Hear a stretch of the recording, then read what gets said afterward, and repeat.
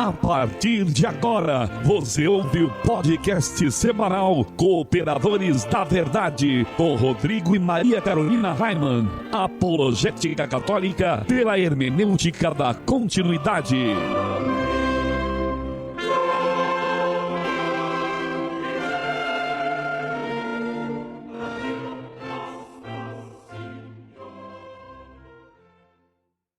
Olá, amigo ouvinte, paz e bem, aqui quem vos fala é o professor Raimann e estamos começando mais um podcast semanal Cooperadores da Verdade, apologética católica pela hermenêutica da continuidade. Aqui se fala a verdade, custe o que custar, doa a quem doer. Tudo bem, Carol? Tudo ótimo, graças a Deus. Salve Maria. E nós queremos dar as boas-vindas aos nossos queridíssimos amigos Chico e Valdir. Como é que vai, Chico? Boa noite a todos, é um prazer estar com vocês e salve Maria. Seja bem-vindo também, Valdir.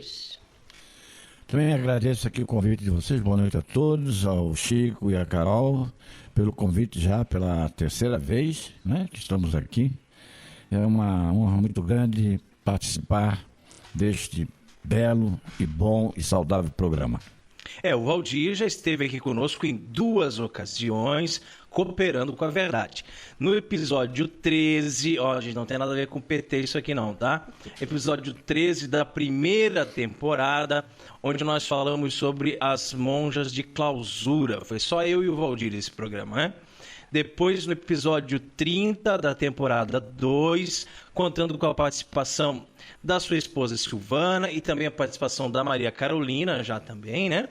Nós falamos sobre a comunhão nos lábios e de joelhos. E o Chico é a primeira vez que está aqui com a gente, né? Ô Valdir, fala um pouquinho sobre você para que os nossos ouvintes possam te reconhecer, né? Para lembrar aqui que você já esteve outras vezes conosco e também para saber um pouquinho mais sobre quem você é. Atualmente estou aposentado, né? Gostei, mas me aposentei.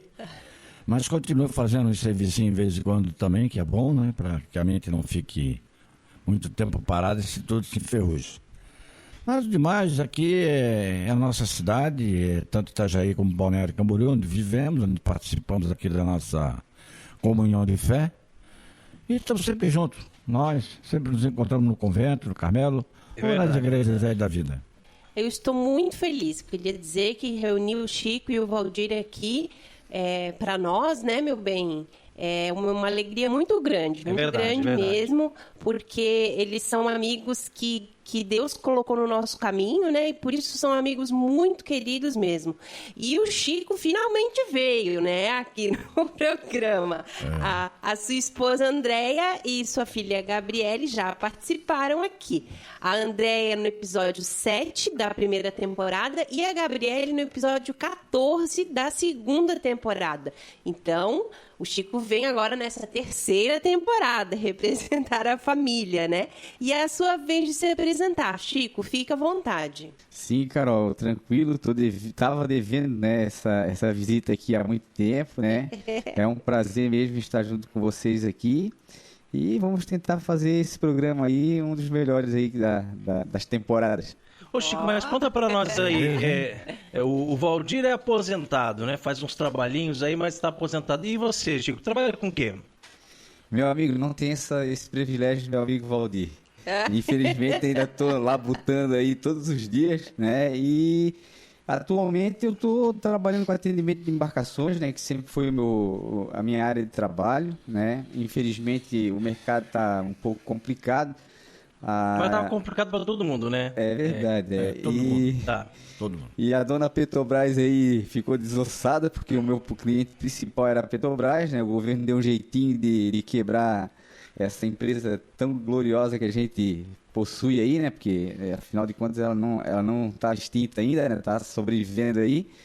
E vou me virando assim, né? Fazendo um atendimentozinho ali, outro lá, né? Não tem dia nem horário, né? E devagarinho a gente vai sobrevivendo nesse mercado de hoje aí. É verdade, é verdade. O Brasil passou por muitas crises e ainda está passando, né? Com todo esse problema aí com o governo da Dilma e agora a prisão do Lula. E a gente espera que esse ano de eleição, quem sabe, né? A gente sempre tem esperança de que as coisas melhorem, que a gente consiga sair dessa crise e até uma solução para a Petrobras também, né? A gente não sabe quais são os investimentos que vão vir aí daqui para frente, ou até, quem sabe, possivelmente até uma privatização, não se sabe, né? Vamos esperar para ver o que vem aí em frente. Tem que vir coisa boa, né? Tem que vir coisa boa, né? Porque de coisa ruim nós já estamos, né? Já esgotou. Né? E no nosso momento de oração de hoje, além de todas as intenções que estão em nossos corações, nós queremos rezar pela nossa pátria, né?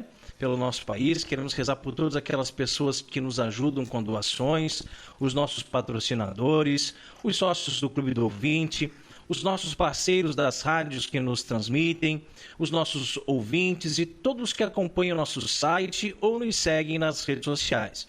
Nós estamos reunidos em nome do Pai, do Filho e do Espírito Santo. Amém. Amém. Inspirai, ó Deus, as nossas ações e ajudai-nos a realizá-las, para que em vós comece, para vós termine tudo aquilo que fizemos. Por Cristo, Senhor nosso.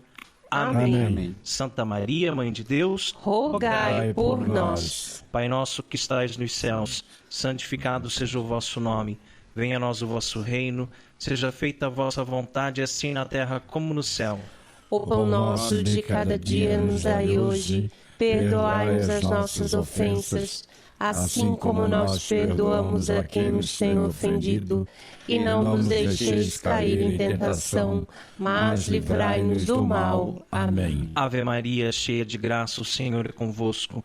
Bendita sois vós entre as mulheres, e bendito é o fruto do vosso ventre, Jesus. Santa Maria, Mãe de Deus, rogai por nós, pecadores, agora e na hora de nossa morte. Amém. Glória ao Pai, ao Filho e ao Espírito Santo, como era no princípio, agora e sempre, por todos os séculos dos séculos. Amém. Senhor, fazei de mim um instrumento de vossa paz. Onde houver ódio, que eu leve o amor. Onde houver a ofensa, que eu leve o perdão. Onde houver a discórdia, que eu leve a união. Onde houver dúvida, que eu leve a fé. Onde houver erro, que eu leve a verdade. Onde houver desespero, que eu leve a esperança. Onde houver tristeza, que eu leve a alegria. Onde houver trevas, que eu leve a luz. Ó Mestre, fazei que eu procure mais consolar que ser consolado, compreender que ser compreendido, amar que ser amado, pois é dando que se recebe, perdoando que se é perdoado, e é morrendo que se vive para a vida eterna. Amém. E nós continuamos reunidos em nome do Pai, do Filho e do Espírito Santo. Amém. E queremos lembrar que este programa é transmitido atualmente por 13 rádios. Beleza. E hoje o abraço especial vai para a rádio Princesa das Matas 1560 AM de Viçosa, Alagoas. Abraço Beleza. Ao amigo Tito do Gado e todos os ouvintes da rádio Princesa das Matas, lá com mais de 100 mil ouvintes, né? Um grande abraço aos nossos amigos lá. Que todos nós sigamos o Senhor dessa maneira, né? Com nossos irmãos lá do Nordeste, né? É verdade, é verdade.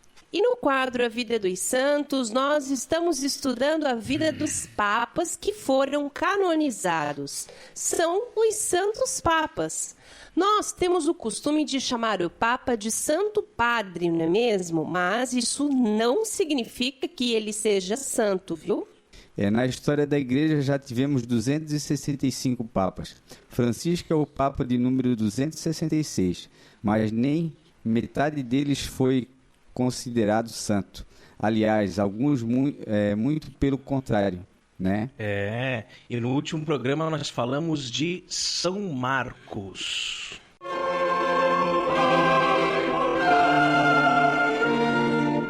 A vida dos santos.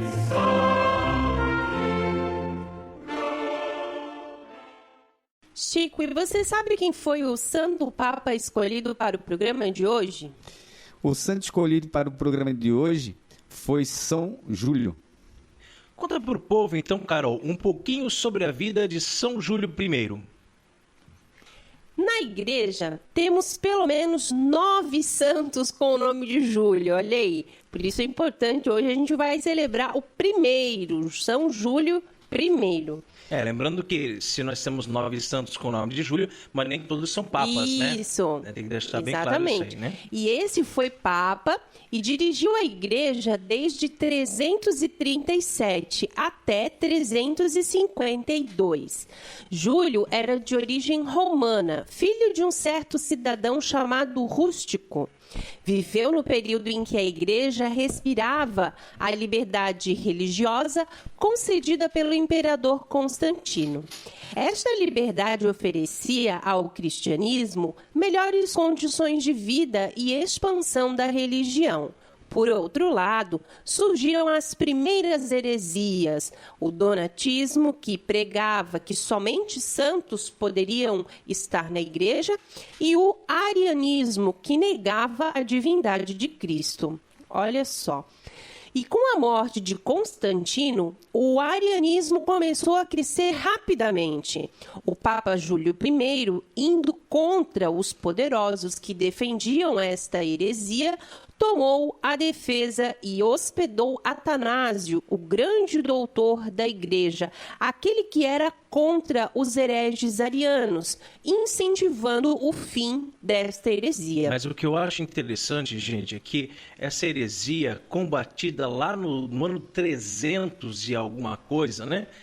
E até hoje ela sobrevive. Como Está viva. Pode? Ela está viva, Incrível. presente. Hoje mesmo nós vimos aí uns arianos andando pela rua com o título de testemunhas de Jeová, né? Dizendo que Jesus não é Deus, né? Negando a divindade de Cristo. E coisas que já foi discutido, já foi acertado em concílios. Então não era mais para estar em discussão esse tipo de coisa em pleno século XXI, né, gente? Com certeza. É verdade. O Papa Júlio construiu várias igrejas em Roma. A dos Santos Apóstolos, a da Santíssima Maria de Trastevere e mandou construir as igrejas de São Valentim, de São Calixto e de São Félix. Cuidou da organização eclesiástica e da catequese dos adultos e velhos. Olha que interessante. Ele morreu em 352, após 15 anos de pontificado. Até que durou esse, né? Pontificado relativamente longo, né? Relativamente longo. E você pode perceber que ele não foi mártir, né? É verdade. E aí eu te pergunto, Carol, por que ele não foi mártir? Porque o Constantino já tinha morrido. Não, porque Constantino deu, né, essa liberdade para a igreja. Então a perseguição já tinha praticamente acabado, né? Ele foi sepultado no cemitério de Calepódio, na Via Aurélia, numa igreja que ele também havia mandado edificar. E a sua veneração começou entre os fiéis a partir do século VII. São Júlio I, rogai por nós. Encontre os Cooperadores da Verdade nas principais redes sociais: Twitter, Instagram, SoundCloud, Facebook, YouTube, como Os Cooperadores. O Valdir entende bastante de redes sociais, né, Valdir? Não sei nem mexer, nem sei como encontrar nada disso aí. De ficar longe delas, né? Rapaz. Muito bacana. Mas que bom que pelo menos a Silvana, né, manja dos Paranauê. Ela faz tudo pra mim. E aí coloca o programa pro Valdir ouvir toda semana. É verdade. Né? É isso aí. Você que está nos ouvindo, não se esqueça de visitar o nosso site, muito bonito, cooperadoresdaverdade.com. Livraria Católica Auxílio dos Cristãos. Artigos religiosos. A Livraria Auxílio dos Cristãos fica na Praça Governador Irineu Bornhausen, centro de Itajaí, no estacionamento da Igreja Matriz do Santíssimo Sacramento.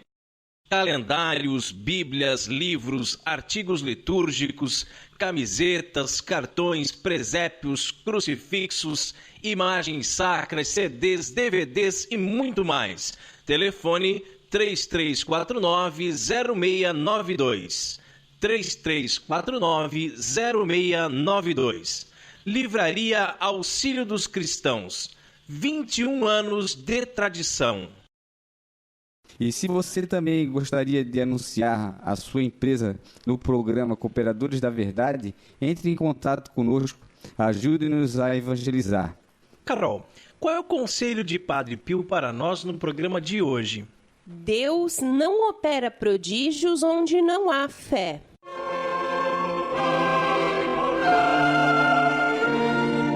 Orando com Padre Pio.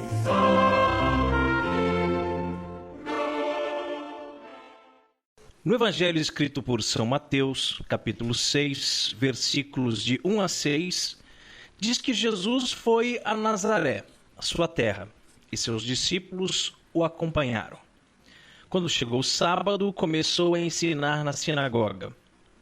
Muitos que o escutavam ficavam admirados e diziam: de onde recebeu ele tudo isto? Como conseguiu tanta sabedoria?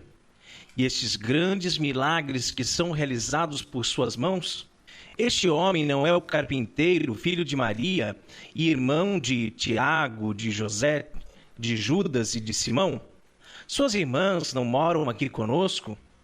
E ficaram escandalizados por causa dele.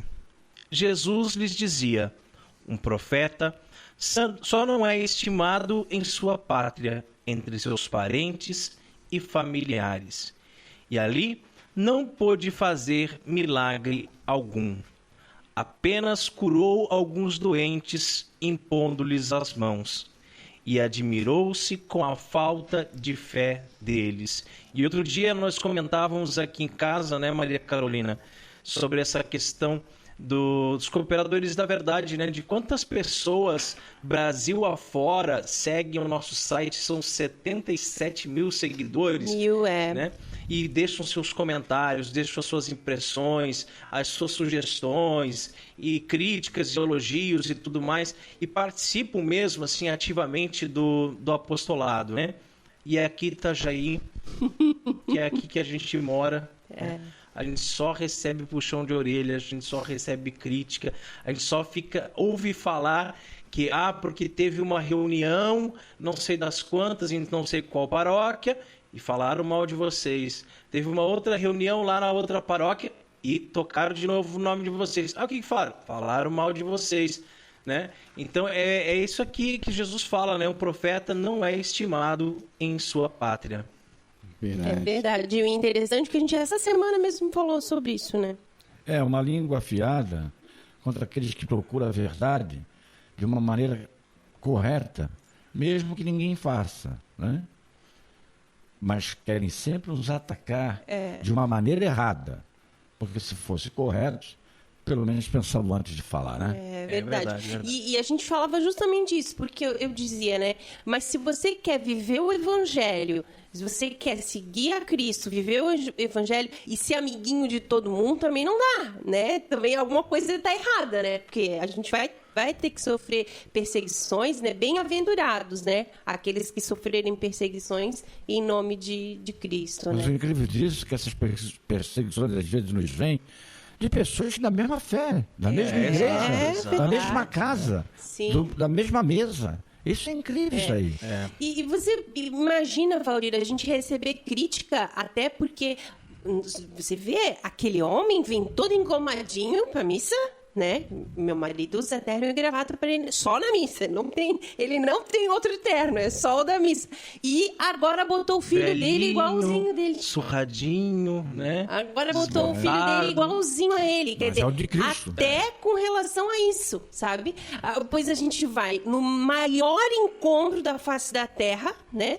A pessoa mais importante do mundo tá ali. Aí você vai convidado para ir no gabinete do prefeito. A pessoa vai querer, o cara vai lá botar um terno e gravata. Já viu isso? Você vê foto o tempo todo. Na Câmara, Você vai em uma reunião importante, uma coisa. Vai numa formatura, vai numa empresa para entregar o currículo. Sim, vai botar uma roupa, né? E pra ir na missa, não. Pra ir na missa vai camisa de time de futebol, vai de chinela havaiana, vai... E o que eu tenho visto no último tempo é muita gente, muitos homens mais velhos, irem de camiseta, um total desrespeito ao Criador. Não, é verdade. Daí a gente que faz assim, tenta fazer uma coisa para agradar a Deus e não aos homens, Isso. né? E aí é criticado por isso, né? Quer dizer, não tem mais nada interessante para criticar, né? Uma coisa mais consistente. Aponte os meus pecados, porque eu sou pecador mesmo, aponte os meus pecados, mas agora fica apontando, porque ele vai de terno, porque ele coloca o filho dele de terno, porque a esposa dele usa véu, usa vestido, usa saia, porque ele leva um livrinho para acompanhar, que é o missal dominical, né? Então, assim, criticam pelas coisas mais absurdas. Chegaram a dar o nome de ideologia Hyman. Isso aqui são adeptos da ideologia Hyman. Nós não temos ideologia nenhuma, né? Nós somos cristãos. Né? Nós temos o caminho da decência. Exato. Porque ante a depravação e o puritanismo, existe a decência.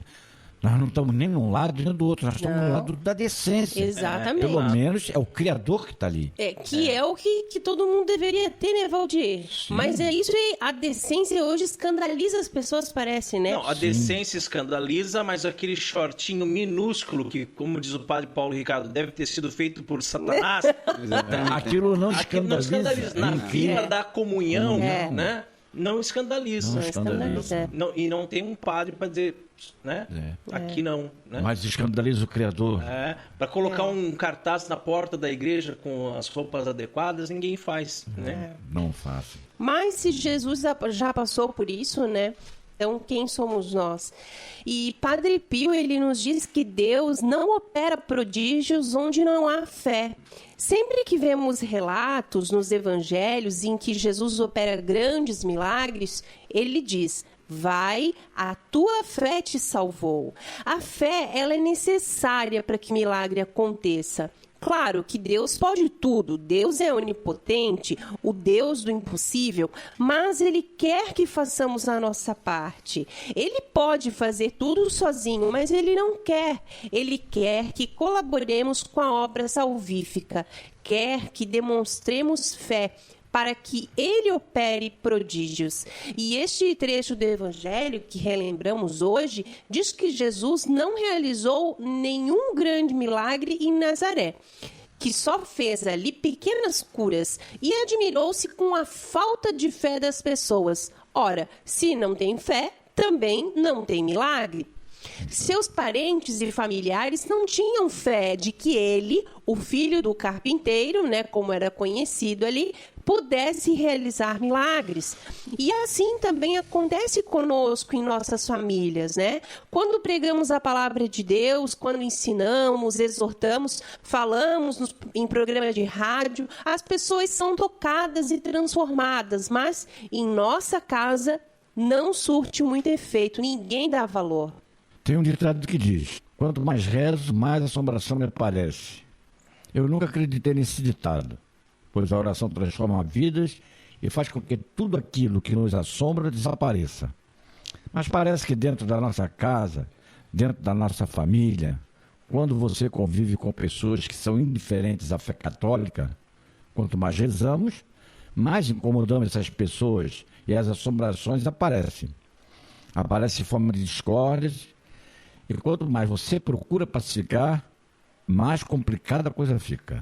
Eu vou dar um exemplo aqui, que é um exemplo pessoal, mas acho que vai ilustrar bem o que nós estamos falando. Gente, faz mais de 3 anos que o meu pai não fala comigo. Não fala. Não olha na minha cara, não fala comigo. E as pessoas, elas ficam admiradas, assim, como, Raiman, você, um franciscano, um homem tão religioso, que tem vida de oração, não consegue resolver essa situação com teu pai. Um profeta só não é estimado em sua pátria, entre seus parentes e familiares. Meu pai, que me expulsou de casa quando eu era criança, forçando-me a mudar para Curitiba e morar na casa dos meus avós, agora, depois de velho, me expulsou novamente, faltando poucos dias para o meu casamento. Deus não opera prodígios onde não há fé, diz Padre Pio. Tanto que nós rezamos a vida inteira pela conversão dele. Mas se ele não tem fé, se ele acha tudo uma palhaçada, se ele escarnece de nós quando fazemos uma oração, como Deus vai transformar a vida dele?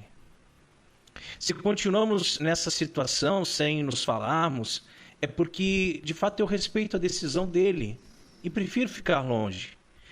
eu tenho fé, mas a minha fé não basta. Ele também precisa acreditar e abrir o coração para Deus.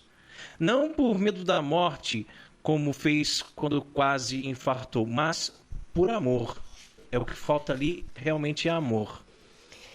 Por outro lado, sabemos que por mais que as pessoas tenham fé, os milagres não acontecerão se elas estiverem fora da Igreja Católica. O milagre é uma forma de assinar qual é a verdadeira igreja, aquela fundada por Jesus. É o caso dos corpos incorruptos, né, que só encontramos na Igreja Católica. Um verdadeiro milagre só é considerado como tal depois que forem estudados os testemunhos pessoais envolvidos, provas materiais, fotos e cada fato relacionado ao possível milagre. A igreja só se manifesta oficialmente quando todas as possibilidades de fraudes forem investigadas e descartadas. Diferentemente de certas igrejinhas pseudo-evangélicas que fazem teatro, armam um circo em torno de falsas curas, com atores muito bem pagos para encenar na televisão. Que assim seja. Amém. Amém. Orando com Padre Pio conta com o apoio de Feller Contabilidade, do nosso amigo Diácono Vital. A Feller Contabilidade fica na rua Aldílio Garcia, número 479. Nesta você pode confiar. Atendimento de segunda a sexta-feira, das 8 ao meio-dia e das 13h30 às 17h30. Telefone 3346-2333. fellercontabilidade@matrix.com.br. Em frente à Secretaria da Paróquia São Cristóvão de Itajaí, Santa Catarina. Feller Contabilidade, a sua empresa nas mãos certas. E com o objetivo de adquirirmos um novo notebook para a gravação do nosso programa, que nós estamos precisando, nós estamos fazendo uma vaquinha. Entre lá no nosso site e clique em Vaquinha com K. O link fica no canto superior direito. Precisamos da sua ajuda para melhor servi-lo. Mas se preferir, você pode se tornar sócio do Clube do Ouvinte, dos Cooperadores da Verdade.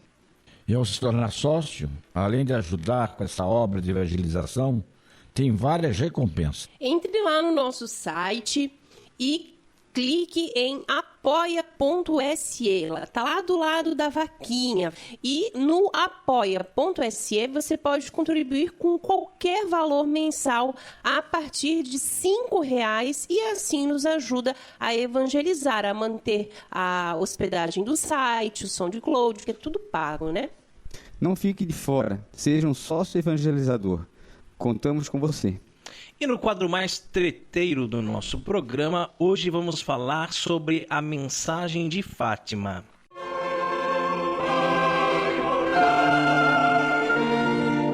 A hora da treta.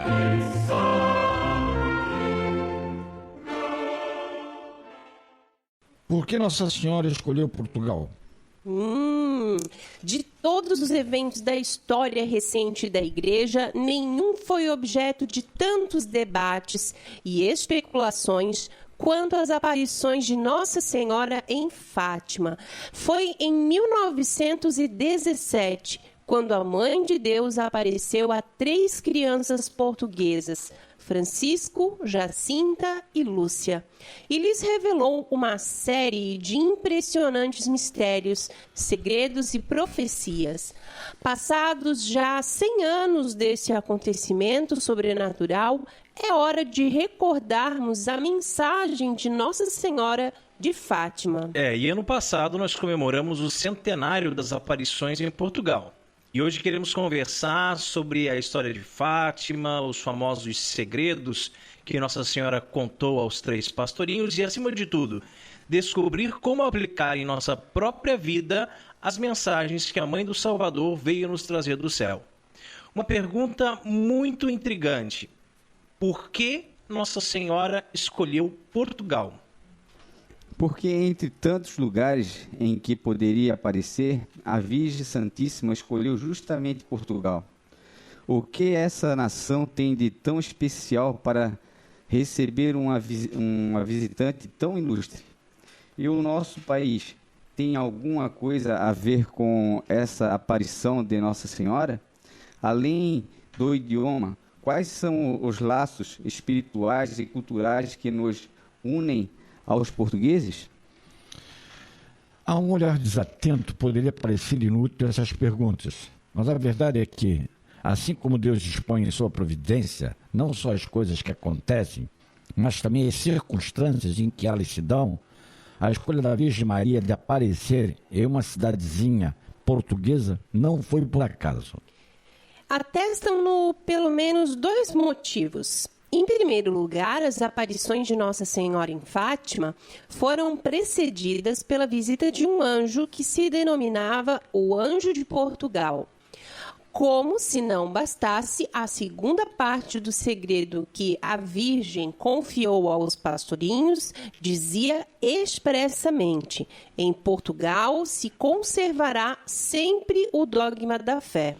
Esses fatos deixam entrever uma vocação especial por parte de Deus à nação portuguesa. Vocação que está presente, na verdade, desde o início de sua fundação. Vamos por um pouquinho de história aqui, né?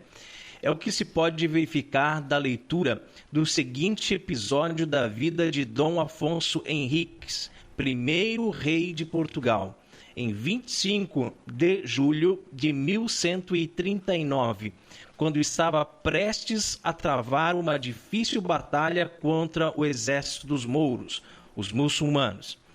Abre aspas.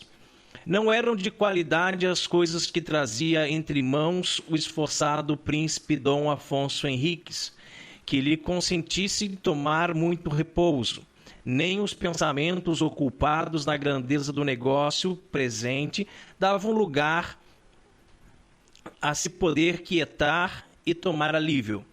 E assim, para divertir de algum modo aquela moléstia, lançou mão de uma Bíblia Sagrada, a qual tinha em sua tenda, e começando a ler por ela, a primeira coisa que encontrou foi a vitória de Gedeão, Enzine, capitão do povo judaico, o qual, com 300 soldados, rompeu os 4 reis madianitas e seus exércitos, passando a espada 120 mil homens, sem outros muitos que morreram no alcance. Alegre, o infante, com tão bom encontro e tomando dessa vitória prognóstico feliz da que esperava, se confirmou mais na resolução de dar batalha e, com o coração inflamado e olhos postos no céu, rompeu nestas palavras: Bem sabeis vós, meu Senhor Jesus Cristo, que por vosso serviço e pela exaltação do vosso santo nome, empreendi eu esta guerra contra vossos inimigos.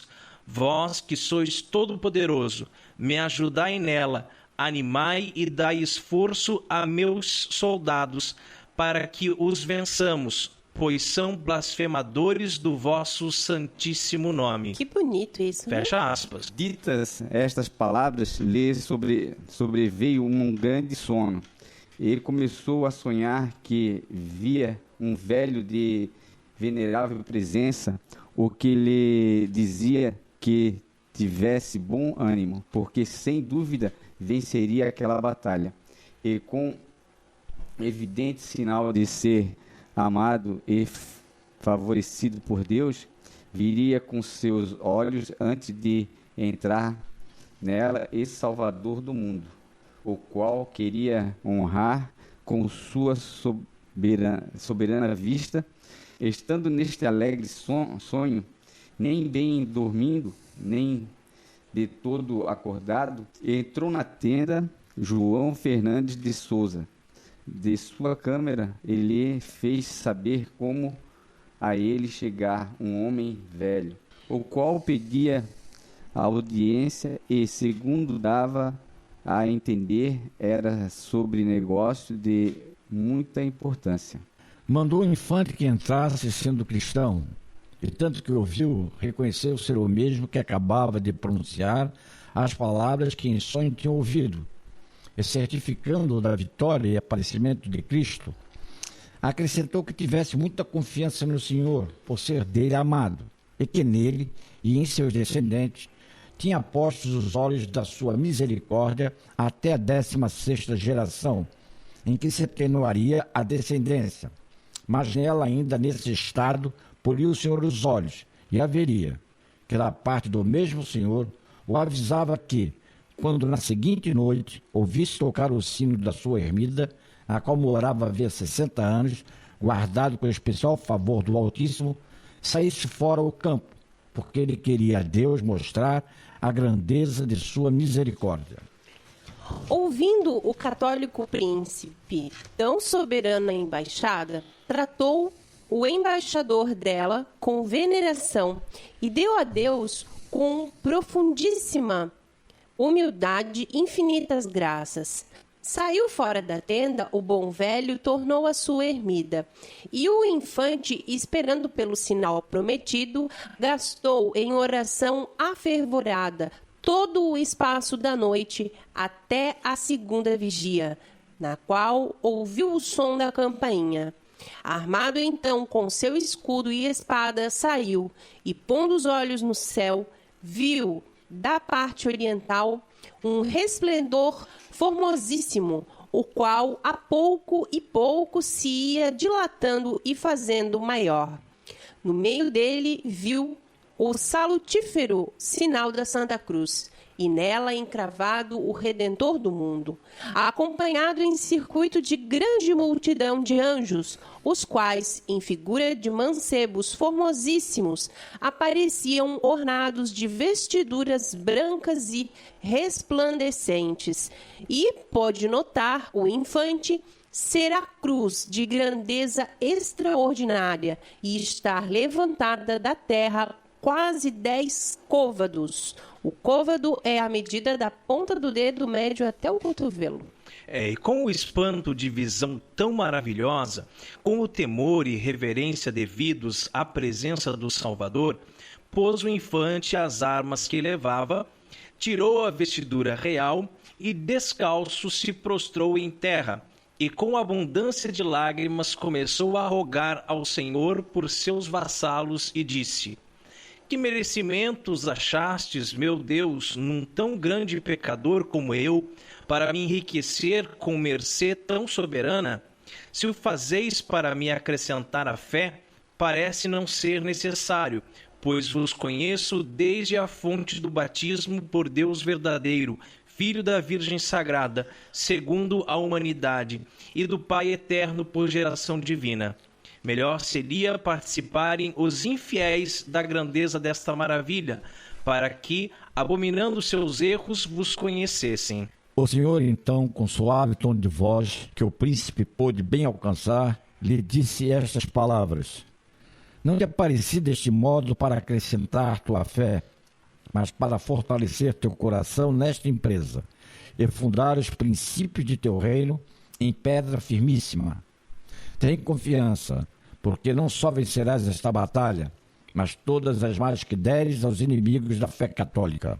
E continuou: tua gente acharás pronta para a guerra, e com grande ânimo pedir-te-á que com título de rei comestes esta batalha. Não duvides de o aceitar, mas concede livremente a petição, porque eu sou o fundador e destruidor dos impérios do mundo, e em ti e tua geração quero fundar para mim um reino, por cuja indústria será meu nome notificado a gentes estranhas. E porque teus descendentes conheço, de cuja mão recebem o reino, comprarás as tuas armas do preço com que comprei o gênero humano, o daquele porque fui comprado dos judeus, e ficará este reino santificado, amado de mim pela pureza da fé e excelência da piedade. O infante Dom Afonso, quando ouviu tão singular promessa, se prostrou de novo por terra e, adorando ao Senhor, lhe disse: em que merecimentos fundais, meu Deus, uma piedade tão extraordinária como usais comigo? Mas, já que assim é, ponde os olhos de vossa misericórdia nos sucessores que me prometeis, conservai livre de perigos a gente portuguesa, e se contra ela tendes algum castigo ordenado, peço-vos, o deis antes a mim e a meus descendentes, e fique salvo este povo, a quem amo como único filho. A tudo deu o Senhor resposta favorável, dizendo como nunca dele, nem dos seus apartaria os olhos de sua misericórdia, porque os tinha escolhido por seus obreiros e ceifadores, para lhe ajuntarem grande seara em regiões apartadas. Com isto, desapareceu a visão, e o infante Dom Afonso, cheio de fortaleza e júbilos de alma, quais se deixam entender, fez volta para os arraiais e se recolheu em sua tenda. Obviamente, essa breve narração tem pouco ou nenhum crédito para os historiadores modernos, infelizmente, influenciados que são por uma visão materialista da realidade. É inegável, todavia, a religiosidade com que nasceu o rei lusitano, característica pela qual foi encarnecido por seus inimigos franceses durante os anos de Revolução. Juntamente com seus vizinhos espanhóis, unidos pela religião católica, ibéricos se separavam, entretanto, por uma diferença de personalidade. Enquanto os espanhóis eram conhecidos por seu temperamento irascível e os portugueses se destacavam por sua cordura de espírito de pacificação. Os portugueses mediram esforços, no entanto, para defender o seu território da invasão muçulmana. Para tanto, eles contaram por muito tempo com o apoio da Ordem dos Cavaleiros Templários, a qual, mesmo sendo extinta por uma série de fatores que nem convém retomar agora, experimentou o reino de Portugal, uma espécie de continuação. Foi atendendo a um pedido especial do rei Dom Dinis, falecido em 1325, de fato que o Papa João XXII instituiu outra ordem religiosa e militar, a Ordem de Cristo, herdeira do tesouro material e espiritual dos Templários. Ela foi protagonista durante o período das grandes navegações, na expansão da fé católica e do Império Português, cumprindo o que Nosso Senhor já havia anunciado a Dom Afonso Henriques, quando lhe disse que, pela indústria do reino português, seu nome seria notificado a gentes estranhas.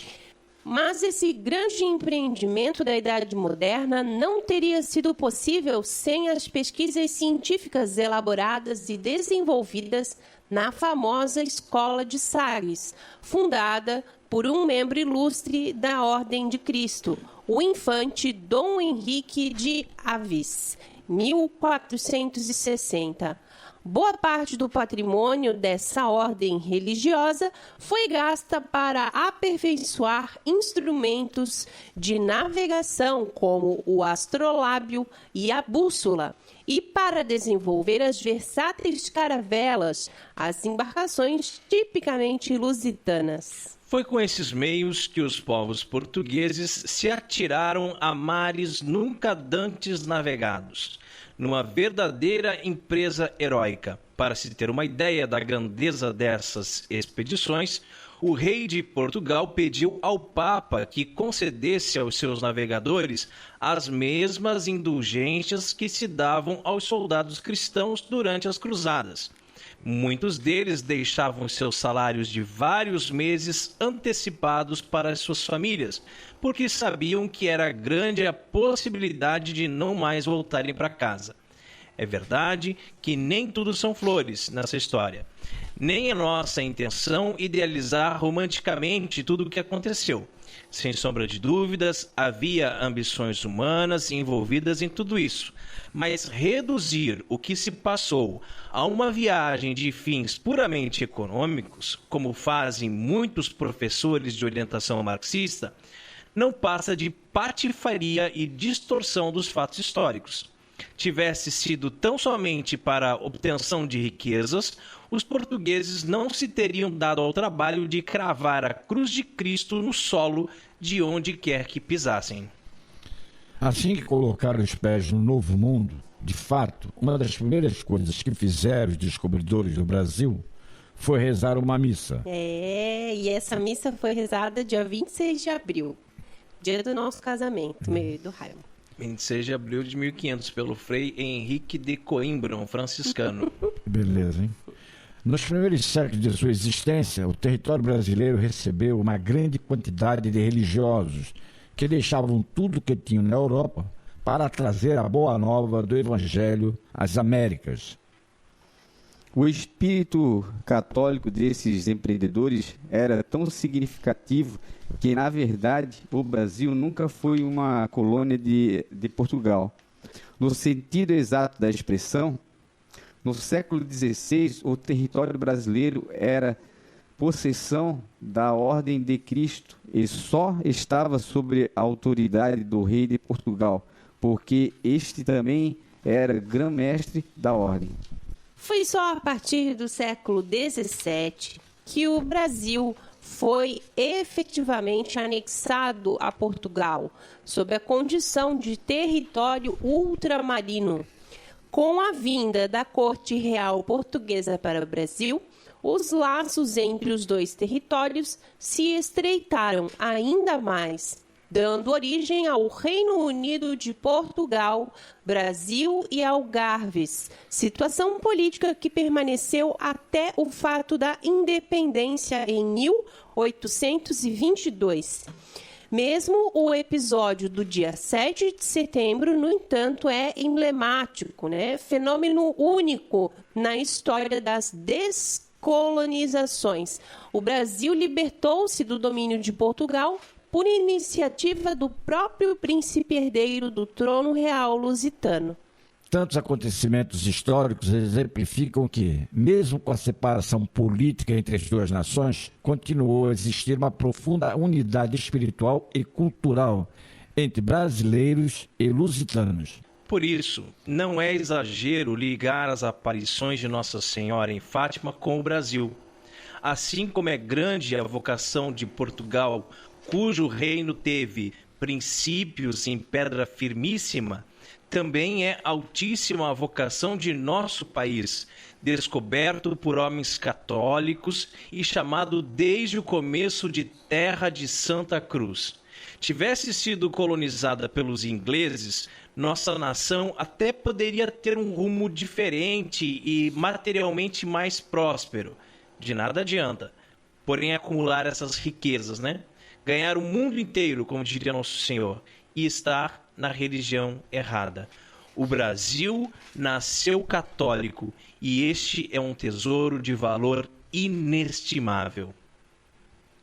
A grande pergunta que Nossa Senhora faz a cada um de nós, através da mensagem de Fátima, é: que fim daremos a esta joia preciosa que recebemos?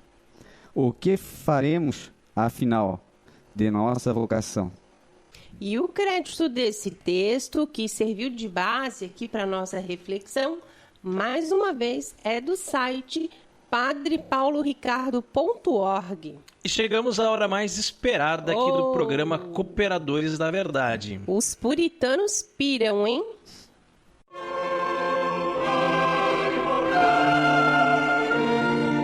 Catolicismo e cerveja.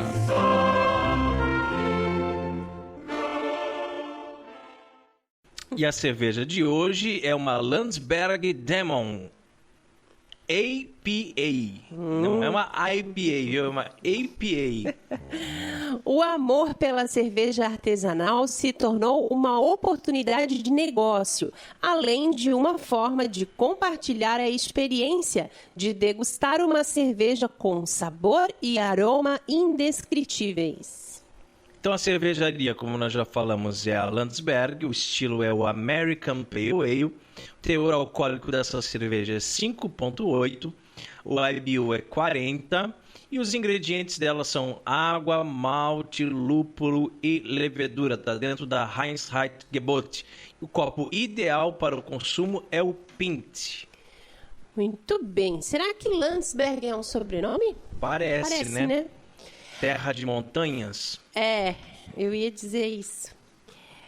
American Pale Ale leve, refrescante e tropical. Equilíbrio tendendo ao lúpulo com aroma cítrico. Produzido pela cervejaria Landsberg, de Caxias do Sul, Rio Grande do Sul. Harmoniza com amêndoas salgadas, atum, massas ou sanduíches, burritos e carne assada. Hoje, com uma fábrica de primeira linha com capacidade para 50 mil litros por mês, a cervejaria produz 8 rótulos diferentes, alguns sazonais, nas versões long neck, 500 ml, e o clássico chopp no barril. Atende alguns bares do Rio Grande do Sul e distribui a cerveja em redes de supermercados e lojas especializadas em todo o sul do país. Oremos. Abençoai, Senhor, esta criatura cerveja, que da riqueza do grão vos dignastes produzir, para que seja remédio salutar ao gênero humano. Concedei ainda, pela invocação de vosso santo nome, que quem quer que dela beba, receba de vós a saúde do corpo e a tutela da alma. Por Cristo nosso Senhor. Amém. Agora sim, vamos ver que linda, né? Que cor maravilhosa essa cerveja, e né? essa espuma, né? Muito bonita. Um cheiro do lúpulo bem característico cheiro, mesmo. Muito cheirosa. Realmente é bom isso aqui. Muito gostosa, bem amarga. Olha o retrogosto, olha o amargor que fica na boca depois que a gente toma uma cerveja, né? É muito deliciosa. Pra Bem mim gostosa chega mesmo. quase a travar a língua, assim, de tão amarga, mas muito boa. Bem gostosa. Mas nós temos mesmo. essa Landsberg aqui na região, aqui, cerveja? Na Beer House, nosso patrocinador. Tem na Beer House, tem? Aqui em Itajaí, na Avenida Marcos Conder. Quase que em beleza. frente ali ao Hospital Marieta. E no realmente muito primeiro boa. gole ela parece um pouco picante, né? Tá? E depois no retrogosto ele fica bem amargo, mas muito saborosa. Gostei mesmo. Tem uma cor muito bonita, bem legal. Muitas cervejarias artesanais no Rio Grande do Sul, né? Se sim. destacando, assim, coisas Não, boas mesmo sendo produzidas lá. E aí o sabor se prolonga. Pode Se ver prolonga, que claro, ele toma fica, né? ainda. Então, Ele permanece E a espuma também é bem prolongada. Olha como língua. demora para diminuir a espuma, É né? verdade. Bom, muito Fica bom. bem acentuada na língua, hein? Muito boa, né? E você que está nos ouvindo agora também sabe fazer cerveja e quer ter a sua obra-prima degustada aqui no Cooperadores da Verdade e ainda ganhar uma propaganda na faixa? Entre em contato conosco pelo e-mail contato@cooperadoresdaverdade.com. Catolicismo e cerveja conta com o apoio da Beer House Cervejas Especiais. Empório especializado em cervejas nacionais e importadas, com agradável espaço para degustação e inúmeras opções para presentes. Produtos para harmonização, copos, taças, kits e cestas e, é claro, muita cerveja. Aberto ao público de segunda a sexta, das 15 às 23 horas e aos sábados, das 10 às 22 horas. A nossa missão é trazer o universo cervejeiro cada vez mais próximo dos apreciadores dessa bebida inigualável. A Beer House está situada na Avenida Coronel Marcos Conder, número 950, Sala Térrea, Centro, Itajaí, Santa Catarina. beerhousemkt@gmail.com. Fone 3045-5821. Beer House, a primeira casa cervejeira de Itajaí. Rezemos a Virgem que nos proteja, nos guie e cuide do nosso apostolado. Salve, Rainha, Mãe de misericórdia, vida, doçura e esperança nossa, salve. A vós bradamos, degredados filhos de Eva, a vós suspirando, gemendo e chorando neste vale de lágrimas. Eia, pois, advogada nossa, estes vossos olhos misericordiosos a nós volvei, e depois desse desterro mostrai-nos Jesus. Bendito é o fruto do vosso ventre, ó clemente, ó piedosa, ó doce sempre Virgem Maria. Rogai por nós, Santa Mãe de Deus, Para que sejamos dignos das promessas de Cristo. Amém. Debaixo de vossa proteção nos refugiamos, Santa Mãe de Deus. Não desprezeis nossas súplicas em nossas necessidades, mas livrai-nos sempre de todos os perigos. Ó Virgem gloriosa e bendita. Amém. E chegamos ao fim de mais um programa Cooperadores da Verdade. Passou rápido. Venha você também ser um cooperador.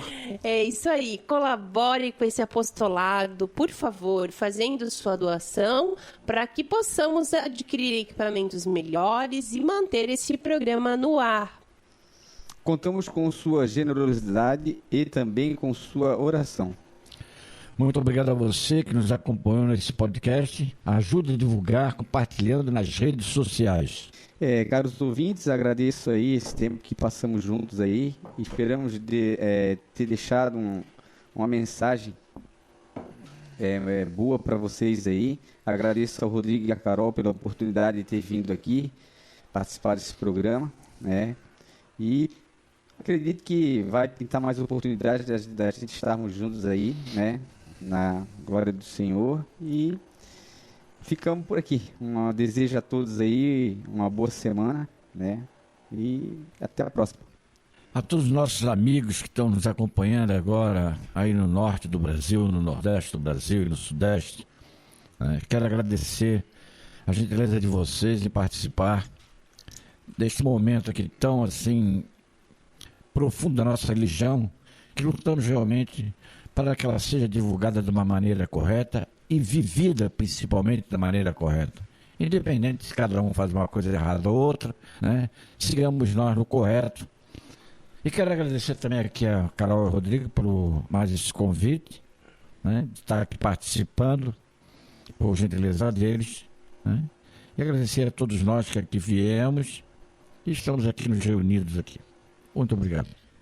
Muito obrigada. Nós é que agradecemos, Valdir e Chico, né? O Chico, na primeira vez que veio, foi muito bem, foi muito legal e cada vez fica melhor, né? Cada vez fica... Convide de novo, né? Claro, logo o Chico vai estar aqui de novo, é isso aí. E muito obrigada a você que nos ouviu. Rezem por nós, por favor. Paz e bem. Então eu quero agradecer aos meus queridos amigos Chico e Valdir. É sempre uma alegria imensa estar na presença de vocês, não só gravando programas, mas cada vez que a gente sai do convento e fica ali conversando ali fora, né? Cada vez que a gente tem oportunidade de se visitar, de ir um na casa do outro, parece que a hora não... né? Não passa, né? Não passa e a gente vê bem quando gostoso. Nossa, já estão 4 horas aqui batendo papo e o assunto não acaba nunca. Né? É sempre uma maravilha, assim. É uma alegria muito grande e uma gratidão a Deus, assim, né? Que não tem futilidade nas nossas conversas. Exato, não tem futilidade. Porque a gente fala de Jesus Cristo. Jesus Cristo é o centro da nossa vida, é o centro da nossa conversa, é o centro desse programa, do nosso viver. Então, é ele que alimenta, né, a nossa vida. É muito bom mesmo estar na presença de vocês. Não somos melhores que ninguém. Verdade. Né? Mas gostamos de viver com as pessoas que realmente pensam da maneira, né, da correção das coisas. Sim. Nós sempre dizemos aqui, nós não somos os donos da verdade, nós somos apenas os cooperadores da verdade. A verdade é Cristo. Né? Obrigado, Carol, meu benzinho, né? Minha parceira aqui nos Cooperadores da Verdade. E eu queria também, para encerrar para os nossos ouvintes, que como professor de história, muitas vezes a gente não aprende na faculdade algumas coisas, né? Porque essas faculdades reconhecidas pelo MEC, e o MEC a gente já sabe os problemas que tem, né?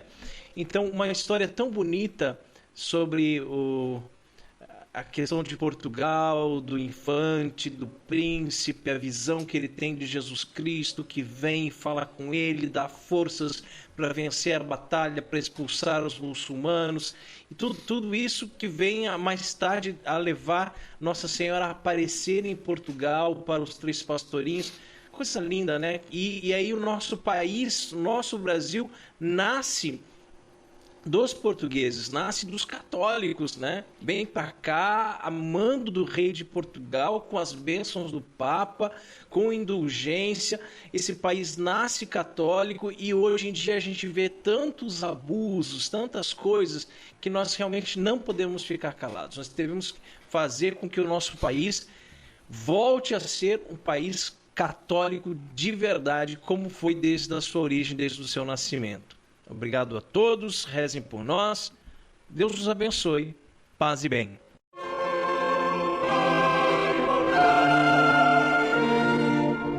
Você ouviu Cooperadores da Verdade com Rodrigo e Maria Carolina Raimann. Apologética católica pela hermenêutica da continuidade.